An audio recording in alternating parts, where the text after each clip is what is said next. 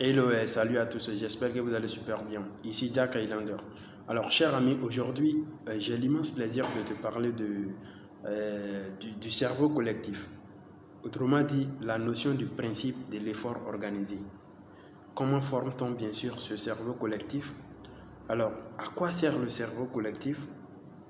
Quels sont les avantages bien sûr du cerveau collectif? Voyez-vous? En commençant bien sûr par qu'est-ce que c'est que le cerveau collectif? On y va. Le cerveau collectif, qu'est-ce que c'est? Alors, le cerveau collectif est un esprit qui se développe par alliance et la coordination de deux ou plusieurs esprits dans une harmonie parfaite. Le cerveau collectif est un esprit qui se développe par l'alliance et la coordination de deux ou plusieurs esprits dans une harmonie parfaite. Notez bien le vocable harmonie parfaite parce qu'il est très important dans la notion du cerveau collectif, dans la notion du principe organisé. Sans l'harmonie parfaite, on ne peut l'avoir. D'accord? Alors, vous allez constater par là que deux esprits ne peuvent s'allier ni se coordonner sans l'harmonie parfaite. Deux esprits ne peuvent s'allier ni se coordonner sans l'harmonie parfaite, qui est le secret bien sûr, soit du succès ou de l'échec de toute association en business ou en affaires, en business ou en social bien sûr. Alors, c'est pourquoi vous verrez que tout responsable, que ce soit responsable commercial ou tout autre dirigeant, dans n'importe quel domaine de la vie, comprend la nécessité d'un esprit de coopération commune bien sûr pour atteindre le succès. Tout dirigeant comprend la nécessité d'un esprit de coopération commune pour atteindre le succès. Voyez-vous? Alors, cet ensemble harmonieux d'esprits qui travaillent pour un objectif commun s'acquiert comment? De un, par la discipline.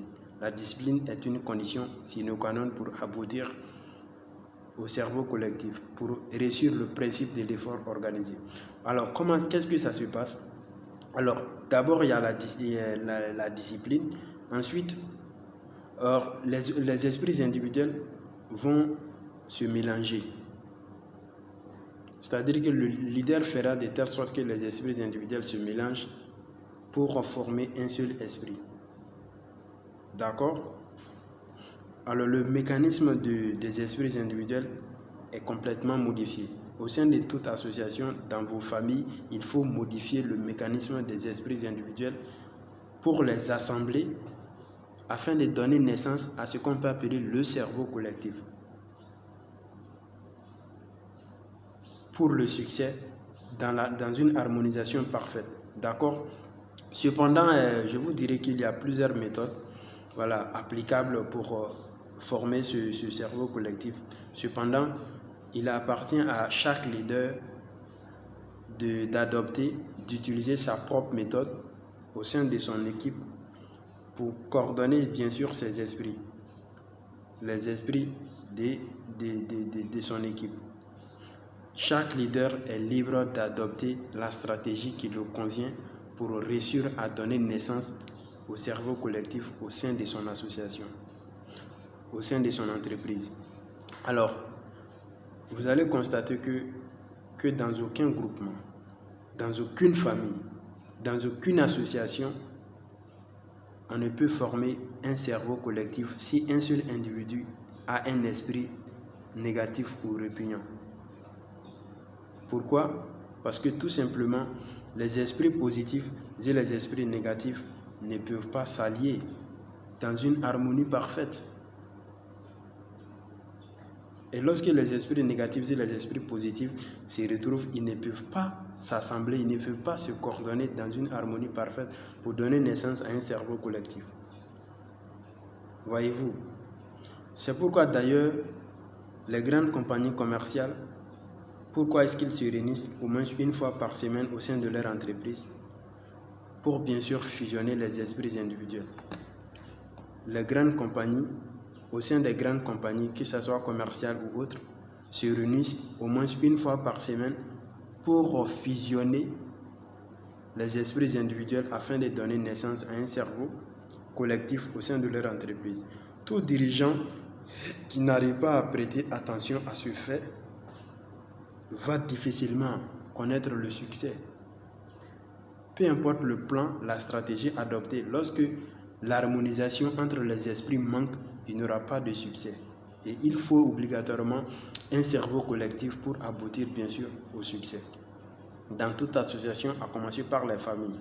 Alors, je vous dirais que le cerveau humain de l'être humain a besoin d'être rechargé.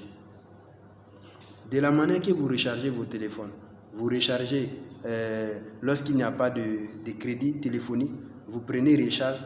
De cette même manière, le cerveau humain a besoin d'être rechargé.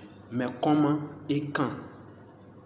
Le cerveau humain a besoin d'être rechargé lorsqu'il se trouve dans un état d'affaiblissement. En ce moment, il a besoin d'être rechargé. Vous devez le recharger pour qu'il puisse fonctionner. Mais comment recharge-t-on le cerveau humain? Comment? En le mettant bien sûr en contact avec un ou plusieurs esprits pleins de vitalité. Voici comment on recharge le cerveau humain, en le mettant en contact avec un ou plusieurs esprits pleins de vitalité. Voici ce qui crée la différence. Bien sûr, cette connaissance crée la différence entre un chef et un subordonné, ou entre un leader et un manager. Le leader doit forcément confirmer, doit forcément connaître ce processus, ce principe, doit posséder cette connaissance-là, le principe de rechargement du cerveau humain. Alors, une personne dont le cerveau est toujours vivifié est presque à l'abri de toutes sortes de maladies. Sachez-le dès maintenant, une personne dont le cerveau est toujours vivifié est presque à l'abri de toutes sortes de maladies. D'accord? Autre avantage, bien sûr, du principe de l'effort organisé, autrement dit du cerveau collectif, le principe de l'alliance harmonieuse, bien sûr, des esprits permet de jouir d'une santé parfaite, comme je vous le disais. Également, ce principe vous permet de développer suffisamment de pouvoir pour résoudre le problème de la pression économique. C'est-à-dire que lorsque vous jouissez du cerveau, du principe de l'effort organisé, de l'alliance des esprits, vous allez faire face avec plein d'énergie à la résolution des problèmes de la pression économique qui pèse pratiquement sur tout le monde. D'accord? Alors également, le cerveau collectif vous permet de développer suffisamment de pouvoir qui vous aideront à réaliser des exploits. C'est-à-dire dans toute entreprise, dans toute association, dans tout groupement, lorsque le principe de l'effort organisé est maintenu, lorsque le cerveau collectif est bien organisé, ce groupement, cette famille, cette entreprise ne peut connaître que le succès. Il ira de succès en succès. Alors pour terminer, chers amis, je vous dirais que le pouvoir, qu'est-ce que c'est? Le pouvoir est la force qui vous permet d'atteindre le succès dans tout ce que vous entreprenez. Le pouvoir illimité de cette même manière peut être acquis par tout groupement de personnes ayant la sagesse de mettre de côté leur propre personnalité, leur intérêt personnel immédiat pour l'alliance de leurs esprits dans une harmonie parfaite. D'accord? Alors, un cerveau collectif ne peut se développer que dans une harmonie parfaite. Un cerveau collectif ne peut se développer que dans une harmonie parfaite. La notion d'harmonie parfaite est indispensable pour l'organisation, la formation du principe de l'effort organisé pour obtenir un cerveau collectif. Sur ce, je vous souhaite une excellente compréhension de cette vidéo. Prochaine vidéo, soit ça va porter sur comment forme-t-on ce cerveau collectif et comment reconnaît-on bien sûr le succès de ce cerveau collectif au sein de tout groupement, et ou bien l'art de la négociation également. Ce sont des thèmes qui sont importants, qui vont vous aider énormément.